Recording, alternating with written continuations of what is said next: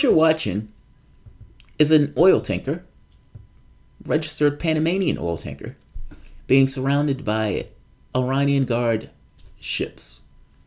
Iran has announced that it has seized an oil tanker. Now, I want you to notice a few things about this oil tanker. It is extraordinarily tiny. It is a baby oil tanker. And when we say seized is true, but it's not seized in a sense of retaliatory, at least not that we know of. And what we also know right now is that this apparently is the tanker that had went missing, where the transponder had been turned off for several days, almost like a week at this point. Initially, Iran said they seized the boat because the boat was having technical difficulties. When Iran boarded the ship, they go further and say it's a smuggling operation.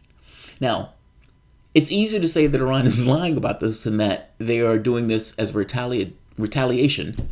However, as I mentioned on the show the last time around, that nobody is owning this tanker. The UAE is not saying it's theirs. People have called around and asked around. The media have called around and asked around, and nobody is owning up to the fact that this tanker is theirs.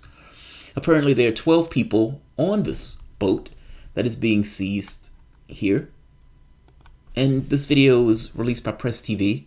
And this is essentially what we know at this point. Initially, they said that this ship had problems and that they assisted the ship and when they boarded the ship, etc. And for the longest time, it was unclear on whether or not the ship that they boarded, that they found was smuggling, was the exact same ship that had turned off its transponder. Well, we're hearing now that it is. This story is still unfolding, so keep an ear out for it. I will be following it. Thing is, anything that takes place at this point in this region of the world has a heightened tension associated with it. The Trump administration has been amping the number of troops that have been in that region of the world, and they're trickling the troops in so people aren't entirely paying attention to the fact that there's a buildup that's going on in the Middle East. Whatever Trump wants is secondary to mistakes that could take place that can drag this country and other countries into a much larger conflict. This is us. And any conflict that takes place at this point is a war of aggression. Trump pulled out of the JCPOA. Trump called their military a terrorist organization. Trump amped up troops in this region of the world. Trump is literally going against his own side and his own team on this.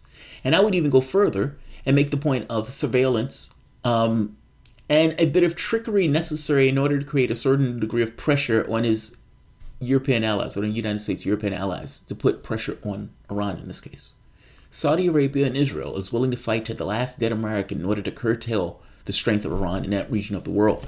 And seeing what happened in Iraq, I think you should be damn skeptical anything that comes out of the mouth of the United States, or for that matter, the UK.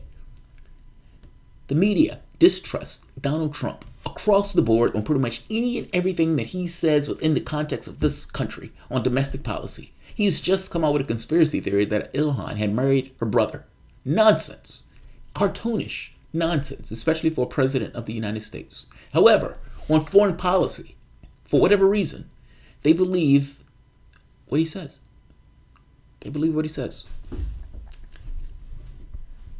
Be aware of what your president is doing. That's what I would say. And the story is unfolding. What it looks like right now, it seems to be, based on the side of this boat, if they had to take something down that was commensurate with the boat that was seized by Britain, I don't know if this dinghy would be it. And if I'm not mistaken, it only carries oil in liters. That's how small it is. So I'll leave it here. I just wanted to give a heads up. There's media coming out about this. And before media, hits on this notion that Iran has done something malicious, I wanted you to hear it here first. Right here. Iran has seized an oil tanker it claims was carrying 1 million liters of smuggled fuel, state media says, Press TV says. The semi-official Fars news agency says the Islamic Revolutionary Guard Corps forces ambushed the tanker carrying 12 people on board. The IRGC said it had initially responded to a distress call from the ship on Sunday, but when it searched it, it discovered that it was a smuggling operation, according to the Iranian state media. This still doesn't answer a lot of questions. Who's the ship registered to at this point? Meaning nobody is claiming ownership for the ship, even though they were saying it was associated with a UAE. Also, why was the transponder turned off? Meaning, even if there was something wrong with the ship, why was the transponder turned off of the ship?